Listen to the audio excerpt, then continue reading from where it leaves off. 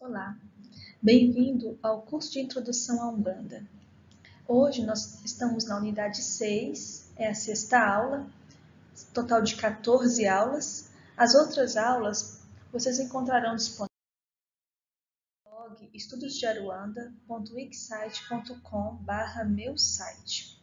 Este é um projeto de estudos gratuitos, livre, aberto, e os interessados em participarem do curso podem entrar em contato por meio do blog a qualquer momento. Sejam bem-vindos à Umbanda, a religião do amor. Para a aula 6, nós falaremos sobre os guias e mentores, a origem dos mentores e sua forma de trabalho. Nós lançamos também um outro vídeo mais curtinho com perguntas que normalmente as pessoas fazem.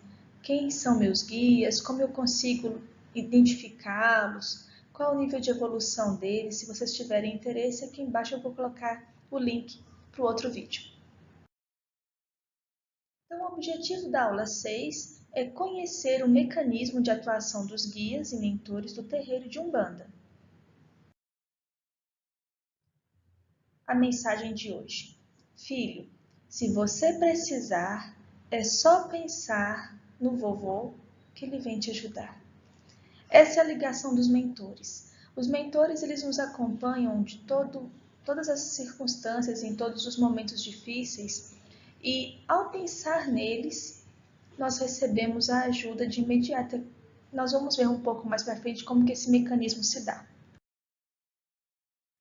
Então,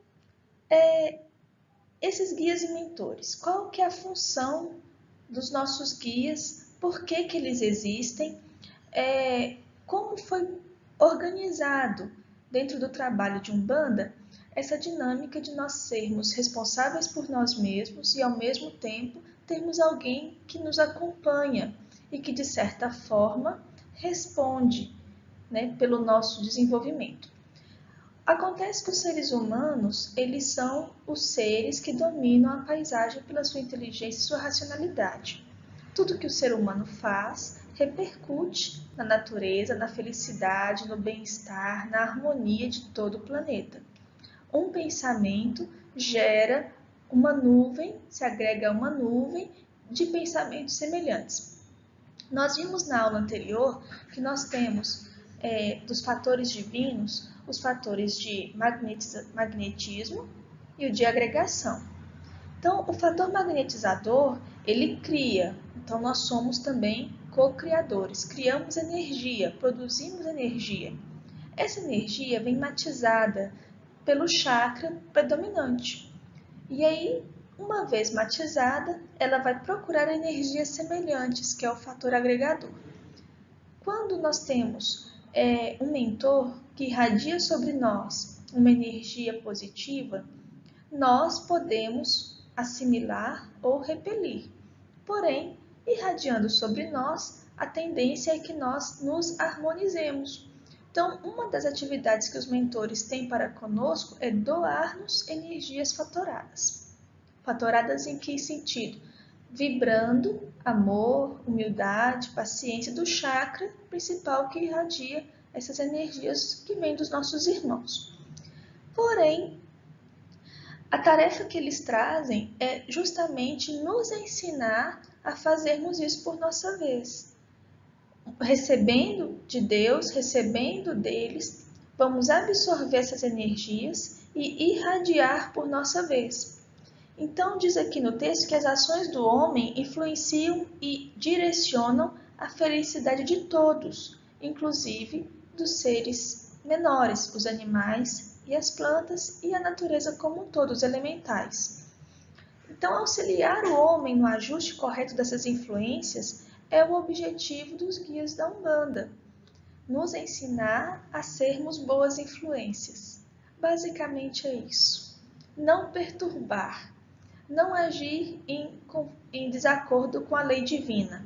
Exercitar em nós o livre-arbítrio para que nós possamos passar sim pelas dificuldades e ainda assim não produzir energia deletéria, não nos afinizarmos com as nuvens pesadas, não permitir que energias negativas e destruidoras agirem no nosso ser físico e espiritual. Porque, se isso acontece, nós falhamos a nossa prova. Então, o que é guia de Umbanda? O que é a definição exatamente de um guia de Umbanda? Os guias e os mentores espirituais são mensageiros da luz que auxiliam o ser humano em sua evolução espiritual. São espíritos humanos, de pessoas que já viveram no plano físico, porém que adquiriram conhecimento, sabedoria e são, portanto, nossos ancestrais. Então, não significa ser ancestral no sentido de ser da nossa própria família, não é isso. Não está na nossa linha genética, por assim dizer, mas são aqueles que viveram antes de nós e que de alguma forma já desenvolveram algumas habilidades que nos são superiores e que por isso têm a condição de velar por nós. O que são capangueiros? Né? Então, nós temos na Umbanda os falangeiros e os capangueiros. Então, os guias falangeiros são os líderes de falange. Seria como se fosse um general, né, na hierarquia. E abaixo dele, do general, seriam os capangueiros. Aqueles que entram em contato conosco no terreiro são, portanto, capangueiros. Os capangueiros são os enviados dos orixás menores, os falangeiros. Eles atuam em suas respectivas linhas de trabalho em prol da evolução e da humanidade. Então, orixás menores. O que são orixás menores? São aqueles que comandam e que estão próximos a nós. Normalmente, não incorporam. Por exemplo, nós temos Ogum Beira-Mar. Ogum é o nome do orixá, Beira-Mar é a irradiação dele, o ponto dele. Então, é um Ogum que vibra também na irradiação de Iemanjá. É mesclado, Ogum Beira-Mar. Esse não incorpora, esse é um falangeiro. Porém, né, o caboclo Beira-Mar, por exemplo, seria um capangueiro. Seria aquele que vem à terra, desce no terreiro, dá o passe, dá o conselho, faz a limpeza e depois sobe. De onde vieram os guias espirituais no terreiro de Umbanda? Para nós entendermos melhor, nós temos dois tipos de guia. Nós temos o guia da mediunidade, que cuida especificamente da nossa mediunidade, é chamado de guia-chefe. E nós temos os guias pessoais, que são aqueles que nos acompanham, que nos tutelam nessa encarnação. Pode trocar de guia a cada encarnação? Pode, não tem problema. É como um professor. Trocou de sala, pode trocar o professor. Ou não, pode permanecer. Então, não é uma pessoa fixa. Como um espírito que já encarnou entre nós, o nosso guia pessoal também tem suas atribuições, também tem sua marcha evolutiva. Então, ele pode ceder esse lugar a um outro mentor que vai nos acompanhar, não tem problema. Mas o guia mediúnico também é dessa encarnação, só que ele está vinculado a uma hierarquia, a hierarquia do terreiro, onde nós nos encontramos. Então, quando um grupo de pessoas resolve começar um terreiro, começar um trabalho, começam as reuniões de preparação desse terreiro, os nossos mentores espirituais que nos acompanham já fazem essa seleção de quem serão os guias, de quem serão os mentores que irão acompanhar aquele novo núcleo de trabalho, certo? Então, quando esse grupo começa a trabalhar, os mentores espirituais, que são espíritos com inteligência e saber superiores, afins conosco, já atuam em nosso benefício. Chegou um médium novo no terreiro. O que vai acontecer com ele? O guia-chefe, que é o guia mediúnico, vai se incorporar às falanges daquele terreiro.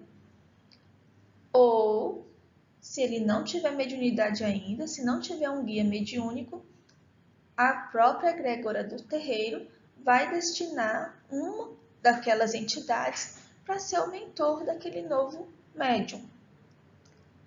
Esse mentor mediúnico, ele vai se apresentar para o médium à medida que a mediunidade dele se desenvolve. Então, aos poucos, o médium vai se acostumando, vai sentindo essa vibração, vai se sensibilizando mais com aquela energia, com aquela presença, ao ponto de ele conhecer, então, o nome do seu mentor. Ao designar o nome dele já diz muito, e o ponto também. Para a falange de trabalhadores encarnados, para o grupo de trabalhadores encarnados, fica evidente se é um caboclo de Oxóssi, se é um caboclo de Xangô, certo? Normalmente o guia-chefe é um caboclo, mas pode ser também um preto velho. Mas normalmente é um caboclo. Então, um caboclo que vem, seu guia-chefe, se apresenta, fala seu ponto, escreve o seu ponto, às vezes canta seu ponto também, é mais raro, mas normalmente o ponto riscado ele transmite no momento da nossa confirmação no trabalho e ele fala o seu nome. A partir daquele mentor, os demais vão se apresentando, os demais capangueiros. Pode ser a pombagira, pode ser um marinheiro, pode ser um boiadeiro, não importa, um baiano. Eles vão se apresentando após a apresentação do caboclo, que é o mentor-chefe, o guia-chefe, que é o guia mediúnico. Como eles trabalham?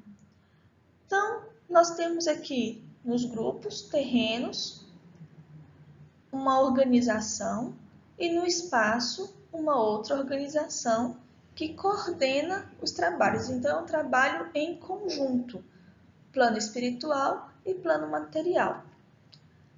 Todos esses componentes, todos esses seres que trabalham organizados precisam da direção de alguns espíritos que são mais evoluídos. Esses mais evoluídos normalmente não descem no terreiro. Eles ficam, como eu falei, como Ogum Beramá, na organização. Eles ficam numa esfera de proteção. Porém, às vezes, esses espíritos que estão nessa faixa de vibração superior descem ao terreiro, assim como Jesus desceu aqui na Terra. Quando necessário, eles vêm e fazem, normalmente, o direcionamento dos trabalhos. Algumas instituições têm por hábito reuniões fechadas, especiais, para que recebam orientações espirituais. Então, somente os espíritos guia, os mentores que dirigem os trabalhos, eles se manifestam e orientam o grupo como um todo.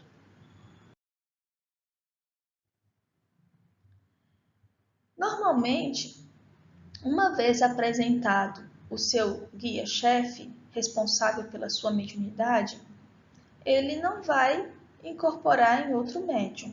Normalmente, o guia incorpora no seu médium, que também na Umbanda é chamado de cavalo. Esse fato não é rígido. Digamos que, por algum motivo, aquele médium não esteja bem em saúde e o trabalho exija aquela energia daquele espírito guia. Pode acontecer de outro médium ceder o seu espaço físico para aquela manifestação. Porém, não é normal, não é comum. É normal, porém não é comum de acontecer. Por quê? Porque o espírito está acostumado com aquele corpo, com aqueles recursos, com aquele pensamento, os recursos de conhecimento, com o serviço, e os fluidos já foram trocados. Então é mais fácil a condução. E também pela linha de responsabilidade. Ele tem responsabilidade por guiar aquele médium, mas ele tem compromisso com o terreiro como um todo. Por isso ele pode incorporar em outro médium, não tem problema. Não é normal, sim, do tipo habitual, mas pode acontecer. Então, as linhas e os guias espirituais. A Umbanda possui diversas linhas, todas de suma importância. Contudo, seu tripé base é formado pelos caboclos, pelos pretos velhos e pelas crianças.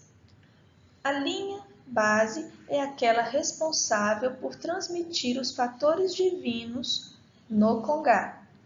Então, a linha base que irradia são pretos velhos, caboclos e guerês. Os demais capangueiros são, então, trabalhadores da lide que fazem a limpeza, que fazem o tratamento espiritual, que fazem a busca de espíritos, o encaminhamento de espíritos. Eles fazem outras atividades, mas não têm a principal de irradiar, enquanto que os caboclos, os pretos velhos e os herês têm essa função de irradiar.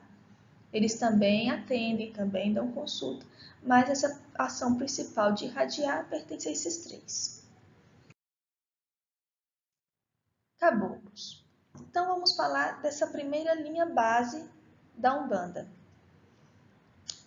São espíritos, como nós dissemos, que já tiveram várias encarnações, se apresentam como caboclos, mas podem ter a roupagem fluídica, o perispírito, com a aparência de uma outra encarnação, como aconteceu com o caboclo das Sete Encruzilhadas, que a médium o viu como padre, falou assim, tá, eu fui padre, mas agora eu sou caboclo.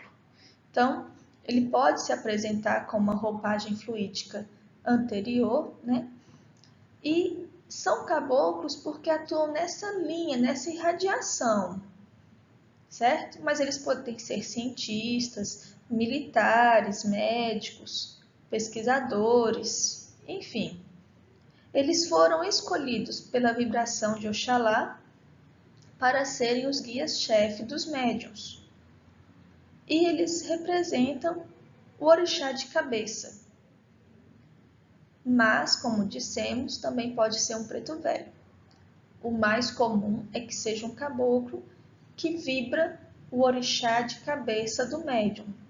Então, digamos que o médium tenha como principal orixá, o orixá, né, de cabeça, uma energia de Xangô.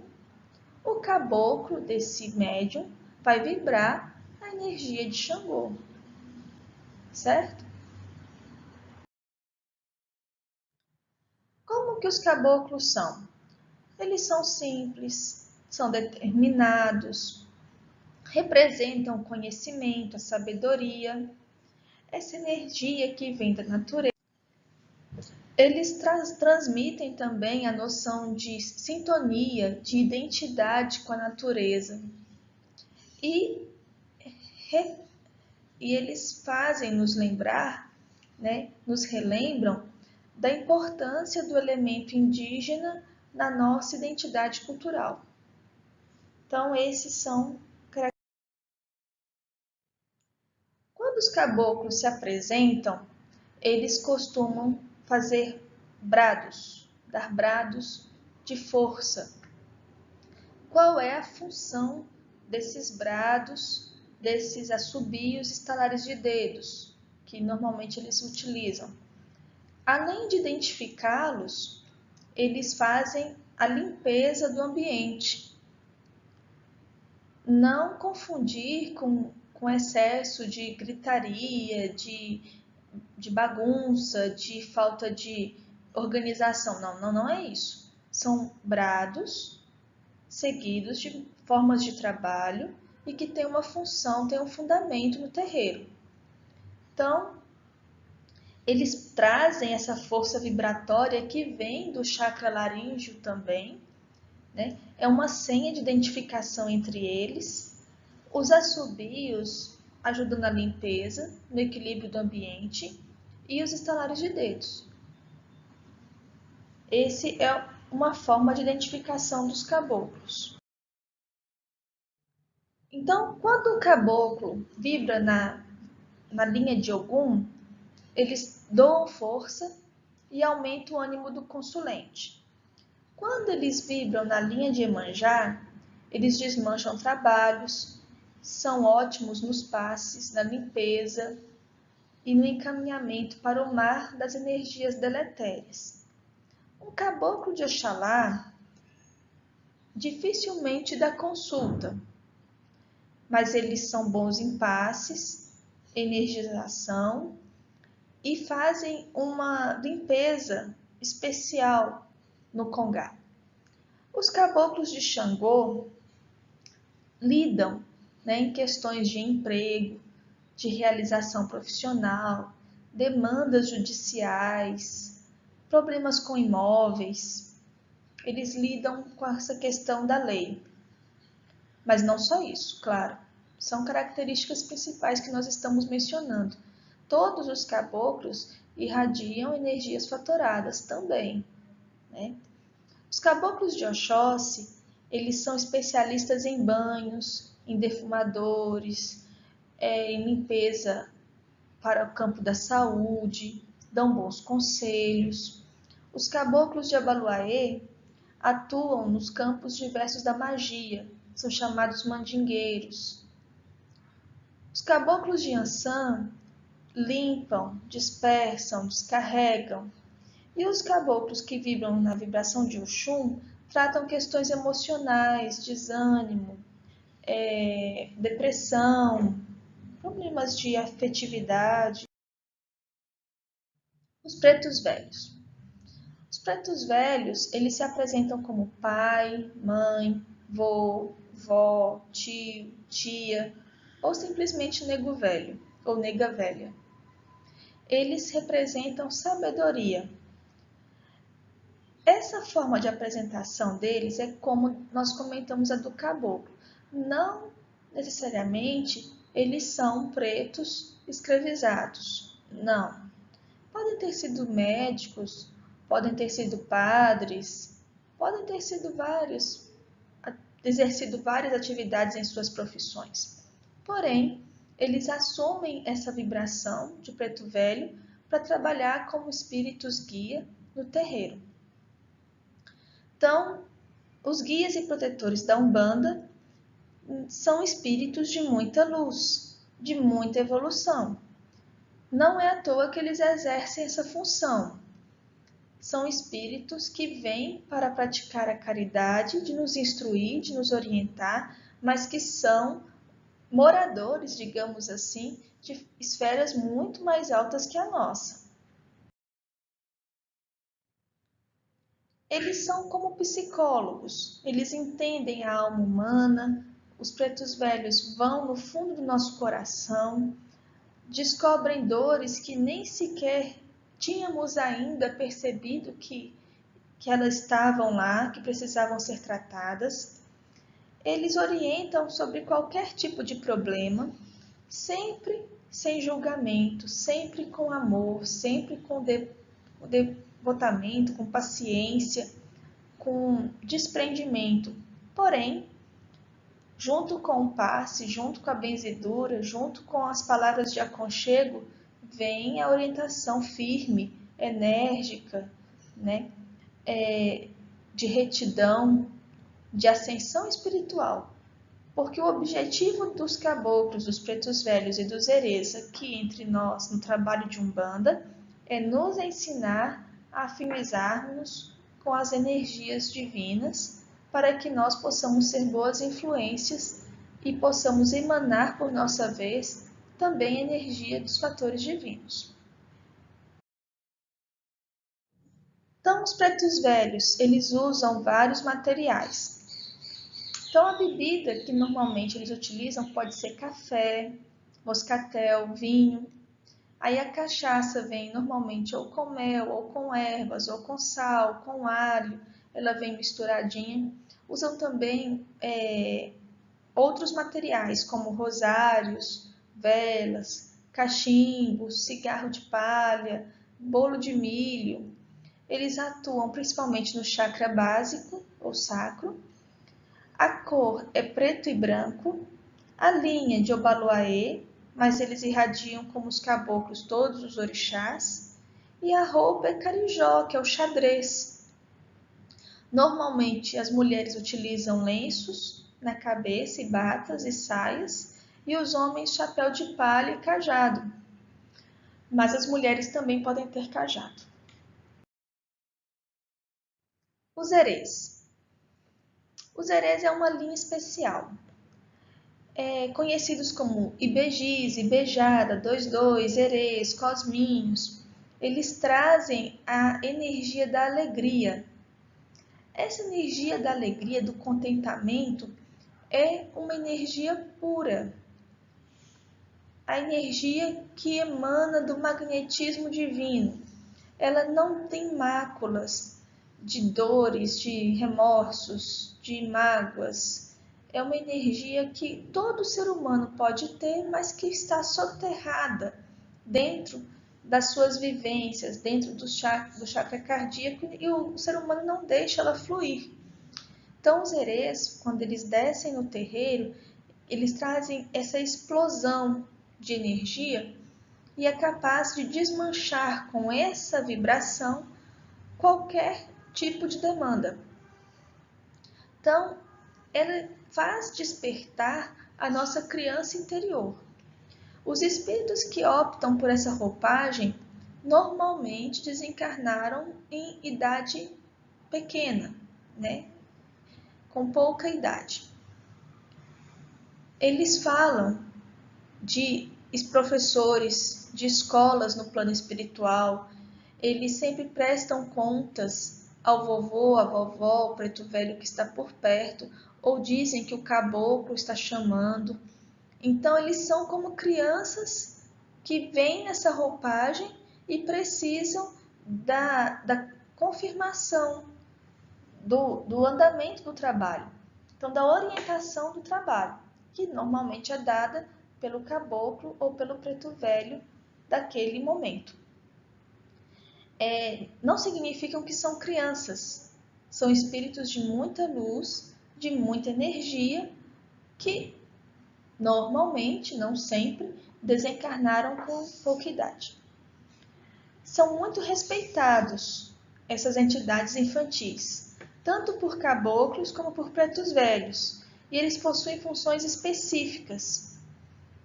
Então, eles vêm normalmente depois de uma limpeza para reenergizar o congá, ou eles vêm quando a demanda é muito grande para fortalecer as barreiras magnéticas de proteção do terreiro. Além disso, eles tratam o emocional do ser humano.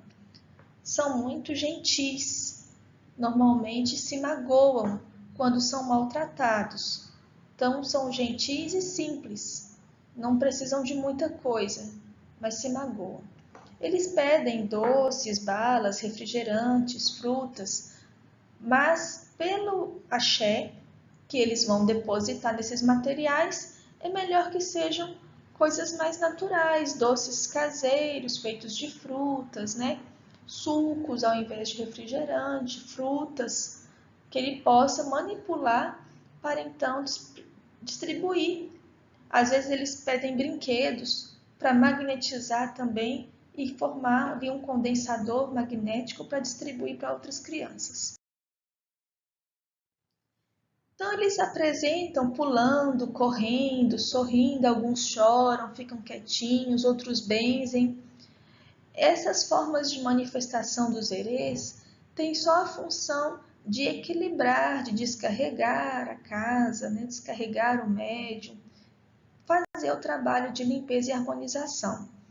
Eles são muito sinceros, gostam de dar conselhos, gostam de estar com os consulentes. Eles trabalham com quaisquer elementos, então uma pedra, um cristal, uma bebida, o que tiver, eles trabalham com esse material. E eles manipulam os elementais, que é o fogo, a água, o ar, a terra, o éter, com a regência dos orixás, com a energia de regência dos orixás. Então, eles fazem desmanches de egrégoras inteiras negativas. quando são chamados, por causa dessa bomba, né, essa explosão de energia pura. Para nós finalizarmos, um texto de reflexão que damos o nome de Considerações, que diz o seguinte: explicação do Preto Velho Pai Antônio. Muitos dos agrupamentos espirituais que respondem dentro da Umbanda por nomes simbólicos e apresentam-se através da roupagem energética de caboclos, pretos velhos, baianos, boiadeiros, exus, são muito antigos dentro do astral. A linha de guardiões e guardiãs, conhecida como linha de esquerda, atua há milênios no astral do planeta. A forma de entendê-la como linha de Exu nasceu dentro do movimento umbandista. Apesar do preconceito que ainda existe, a Umbanda é responsável pela abertura do conhecimento em relação a essas entidades, responsáveis pela luz nas regiões mais trevosas e densas ligadas ao astral da Terra. Daqui a alguns anos, muitos grupos espiritualistas estudarão a Umbanda como uma forma de melhor conhecer a atuação dessas entidades protetoras. Quando as barreiras do preconceito caírem por inteiras, então os irmãos espiritualistas das mais diversas tradições verão um universo riquíssimo que a Umbanda descortina através de seus nomes simbólicos, de sua ritualística e de suas linhas de trabalho. Então, salve todas as linhas de Umbanda, marinheiros, caboclos, baianos, exus, pombagira, todas as linhas de pretos velhos, caboclos, herês, salve todas as linhas de Umbanda. Salve todos os orixás que controlam essas linhas de trabalho, que nos irradiam sua proteção, que fazem a transformação do nosso psiquismo e que nos estimula a força, a fé, ao progresso, a retidão e a esperança. Salve todas as linhas, salve todos os orixás.